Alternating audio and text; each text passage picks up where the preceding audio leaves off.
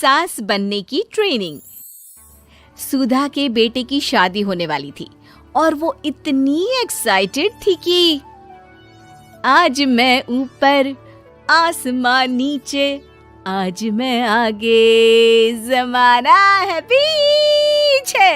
अरे हाँ भाग्यवान, तू सबसे आगे ही है। लेकिन हुआ क्या है? सास बनने वाली हूँ मैं। अरे घर में एक नया सदस्य आ जाएगा, कितना अच्छा लगेगा ना। आप और राहुल तो ऑफिस चले जाते थे और मैं पागल की तरह घर में अकेली। अब तो मेरा साथ देने वाली आ रही है इस घर में। बहुत बहुत बहुत खुश हूँ मैं। ओहो ठीक है बेगम, लेकिन अपनी खुशी को लगाम लगा कर रखो। क्या पता कैसी आए, तुम्हारा साथ देने वाली आए या फिर ऐसी आ जाए जो तुम्हारी शक्ल देखना भी पसंद ना करती हो। ऐसा क्यों बोल रहे हैं जी? शुभ नहीं बोल सकते तो अशुभ तो ना बोले। अच्छा जल्दी से तैयार हो जाओ, चांदनी चौक जाना है शादी की शॉपिंग के लिए। हाँ हाँ, थोड़ी सुबह तो हो जाने दो, दुकानें बाजार खुल तो जाए। तुम सच में ना पागल हो गई हो बहू के आने की खुशी में। बेटा माँ की हरकतें देख रहा था। वो सारी बात फोन पर अपनी होने वाली बीवी राशि को बताता है। फिर पता है क्या हुआ? माँ ना सुबह 6 बजे ही पापा को चांदनी चौक जाने को कहने लगी। दूसरी तरफ राशि कहती है, अरे वाह, ये तो बहुत अच्छी बात है ना। सास इतना सोचने वाली मिल रही है, और क्या चाहिए। मैंने भी सोचा है मम्मी जी के साथ बहुत प्यार से रहूंगी, उनका ख्याल रखूंगी और प्यार करूंगी। राहुल भी खुश था।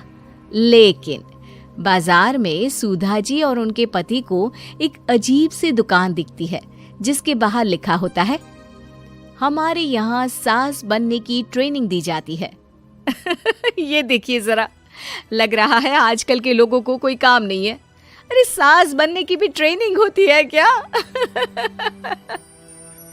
दुकान के सामने एक पिंजरा था, उसमें एक तोता बंद था।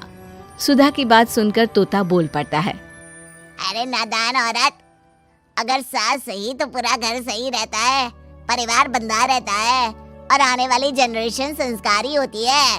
लेकिन तू क्या समझेगी? जा जा आगे जा।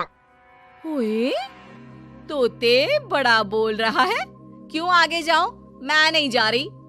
देखा देखा, तेरे जैसी औरत को तो सास बनने की ट्रेनिंग लेनी ही चाहिए। निकाल 1000 रुपये और जान दर, नहीं तो पूरी जिंदगी रोती रहेगी। सुधा को तोते की बात में दम लगता है। ए जी, निकालो ना जरा 1000 रुपए। अरे पागल हो क्या? जानवर की बात में आ रही हो? किस पागल आदमी की सुन रही हो, जिसे ये भी नहीं पता कि तोता जानवर नहीं पक्षी होता है। चलो निकालो 1000 रुपये और अंदर जाकर सास के रूप में जीवन को सफल कर लो। हाँ जी, बात तो ये सही बोल रहा है। कहाँ मैं आपकी बात में आ रही हूँ? मैं तो अंदर जा रही हूँ, 1000 रुपये दीजिए। पति क्या करता, बीवी की आज्ञा सर आंखों पर। लेकिन जैसे ही सुधा अंदर जाती है, सामने कई औरतें पहले से ही बैठी होती हैं। मेरी पहली बहू के वक्त मैंने इतना नहीं सोचा था, और आज वो मेरे सर पर चढ़कर नाचती है। गुरुजी, कोई उपाय बताए। तभी गुरु की नजर सुधा पर पड़ती है और वो आंखें बंद कर लेता है। तू पहले भी मेरी दुकान के सामने से होकर गई थी ना, तब क्यों नहीं आई? औरत जो कि गुरु के साथ मिली हुई थी।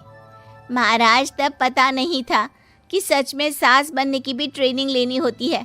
लगा था घर में कोई सदस्य आ रहा है जो सारा दिन मेरे साथ रहेगी, लेकिन ऐसा तो कुछ भी नहीं हुआ गुरुजी। चल फिर पैकेज लेकर 20,000 वाला कल से आ जाना। जी महाराज, गुरुजी की जय हो। वो औरत भी सुधा को देखती है और कहती है, सही जगह आई हो बहन। 10-20 हजार का मुंह नहीं देखना भाई, बस घर बस जाए तो सोचो गंगा नहा ली। बहुत कमा लेंगे अगर परिवार एक रहा, नहीं तो बुढ़ापा वृद्धाश्रम में बिताओ। सुधा डर जाती है।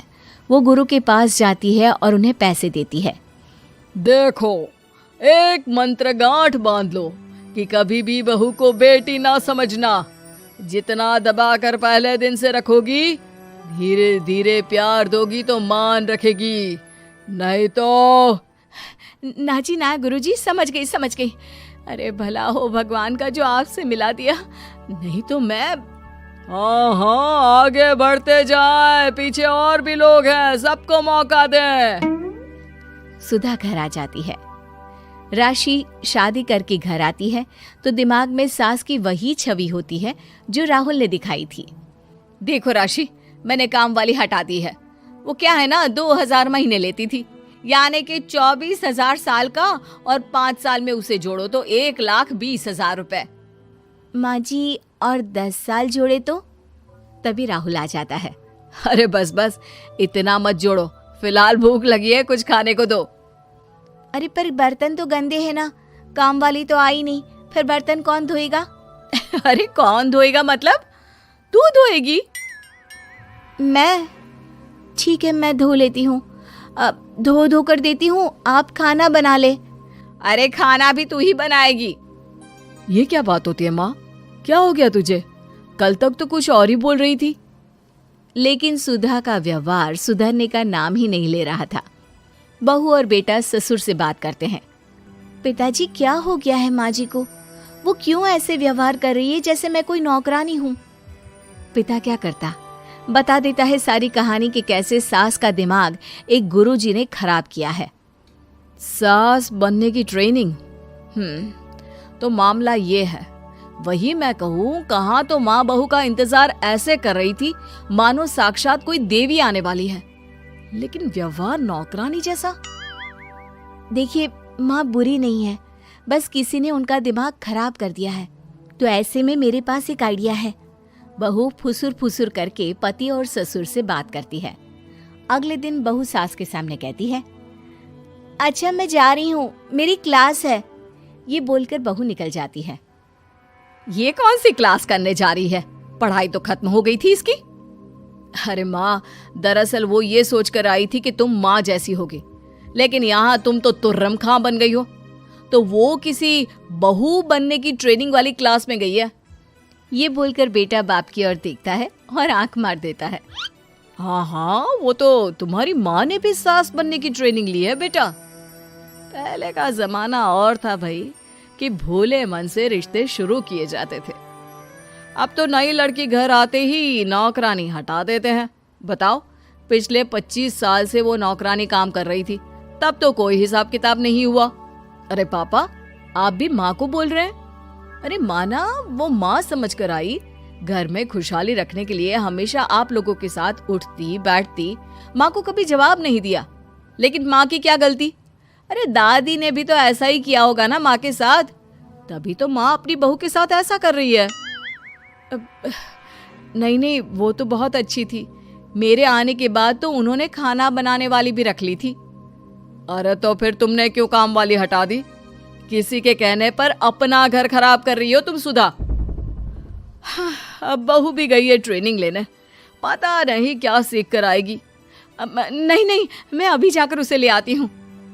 तभी बहू वहां पर आ जाती है।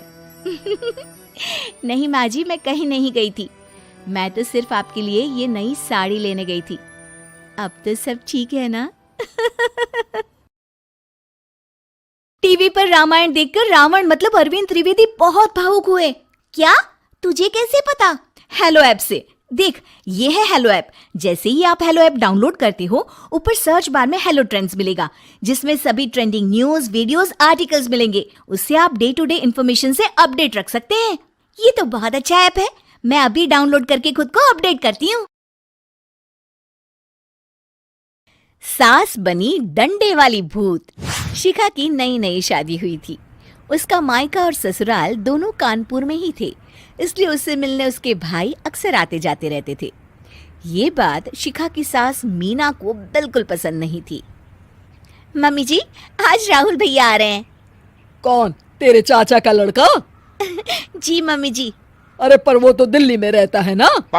हाँ मम्मी जी, उन्हें कल सुबह दिल्ली के लिए निकलना है, तो वो आज मुझसे मिलते हुए कल सुबह यहीं से निकल जाएंगे।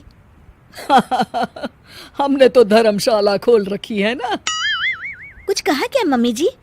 मैंने कहा हाँ, आने दे तेरे भैया को, जमकर खातिरदारी करेंगे। अब तो कुछ करना ही पड़ेगा, इससे पहले कि मेरा घर धर्मशाला बन जाए। ये कैसी बातें कर रही हो मीना? सच ही तो कह रही हूँ। अभी इसकी शादी को साल भर भी नहीं हुआ और आए दिन इसके घर वाले आ धमकते हैं। अरे तो क्या हुआ, वो इसी शहर में रहते हैं तो हाल चाल लेने आ जाते हैं। इस बार मैं उनका हाल और चाल दोनों ही बिगाड़ दूंगी। अब बहुत हो गया जी। अरे ये कैसी बातें कर रही हो, हे भगवान, बस आप तो देखते जाइए। शाम को राहुल आता है। नमस्ते आंटी, कैसे हैं आप लोग? हम लोग तो ठीक है, तुम कैसे हो बेटा? मैं भी अच्छा ही हूँ आंटी। बस आज रात के बाद नहीं रहोगे। चलिए भैया, मैं आपको हमारा घर दिखाती हूँ। रात में खाने के टेबल पर शिखा, रोहित कहीं दिखाई नहीं दे रहा। जी भैया, वो ऑफिस के काम से बाहर गए हैं, कल शाम तक आएंगे। अच्छा अच्छा। बेटा, क्या तुम भूत प्रेत में मानते हो? नहीं नहीं आंटी जी, पर अचानक आपको ये ख्याल कहाँ से आ गया? पता नहीं क्यों, कभी कभी मुझे लगता है जैसे रात के समय बैठक में कोई घूमता रहता है। ये आप क्या कह रही हैं मम्मी जी? हाँ, तुम लोग घबरा ना जाओ, इसलिए मैंने आज तक इस बारे में कुछ नहीं कहा। ये आपका वहम होगा आंटी जी, ऐसा कुछ नहीं होता। हो सकता है। चलो अब मेरा सोने का टाइम हो गया है तो चलती हूँ मैं। शिखा बेटा, राहुल के सोने की व्यवस्था वहीं दीवान पर कर देना। जी पापा जी। अब चलिए भी। अच्छा, तो बैठक में सोने वाले हैं साहबजादे। क्या बड़बड़ा रही हो? कुछ नहीं, आप सो जाइए। मीना और महेश के सोने के बाद शिखा और राहुल आपस में बात कर रहे होते हैं, तभी डोरबेल बजती है। अरे आप! सरप्राइज! काम जल्दी खत्म हो गया तो मैं आज ही चला आया। ये तो बहुत अच्छा किया। देखिए राहुल भैया भी आए हुए हैं, आप दोनों का मिलना भी हो जाएगा। कैसे हो रोहित? मैं तो ठीक हूँ भैया। शिखा, मैं भी आज यहीं सो जाता हूँ, राहुल भैया से बातचीत भी हो जाएगी। अच्छा अच्छा, ठीक है। मीना आधी रात को उठती है, कंबल मुंह से पैर तक ओढ़ के डंडा लेके बैठक में आती है और देखती है दीवान पर चादर ओढ़े कोई लेटा हुआ है। देखो तो कैसे मजे से सो रहा है बहन के ससुराल में। मीना ताबड़तोड़ 4-5 डंडे मार देती है। अरे मर गया, अरे बचाओ बचाओ, कौन है? मीना जल्दी से अपने कमरे में भाग जाती है। हे भगवान, ये मैंने क्या किया? ये रोहित कहाँ से आ गया? लगता है ये नालायक राहुल मेहमानों वाले कमरे में सो गया होगा। आज तो इसकी खैर नहीं। उधर बैठक में, अरे क्या हुआ रोहित? मैं बाथरूम में था, तुम्हारे चिल्लाने की आवाज सुनी।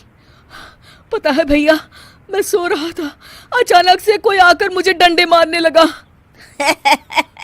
ये क्या कह रहे हो? लगता है तुम भी आंटी की तरह भूत प्रेत में मानते हो। नहीं नहीं भैया, सच में कोई आया था। मैं तो जा रहा हूँ मेहमानों वाले कमरे में सोने के लिए। इस समय अपने रूम में जाऊंगा तो शिखा की नींद खराब हो जाएगी। ठीक है भाई, जाओ तुम, जहाँ तुम्हारा भूत डंडा लेके ना आ सके। थोड़ी देर बाद मीना कंबल ओढ़ के डंडा लेकर मेहमानों वाले कमरे में पहुंच जाती है। वो बिस्तर पर सोए रोहित को फिर डंडों से मारने लगती है। अरे मर गया, अरे मर गया। तू भूत प्रेत में नहीं मानता ना? ये ले, अब डंडे खा। हैं? ये तो माँ की आवाज है। रोहित कंबल खींच देता है। बेटा तू! अरे ये क्या कर रही हो माँ? मार मार के मेरा भरता बना दिया आपने। माफ कर दे मेरे लाल, मैंने तो तुझे ही मार मार के लाल कर दिया। मैं तो उस राहुल के बच्चे को सबक सिखाना चाहती थी। राहुल भैया को? हाँ बेटा, मुझे लगा अगर उसे डंडे मारूंगी तो शिखा के मायके वाले यहाँ आना छोड़ देंगे।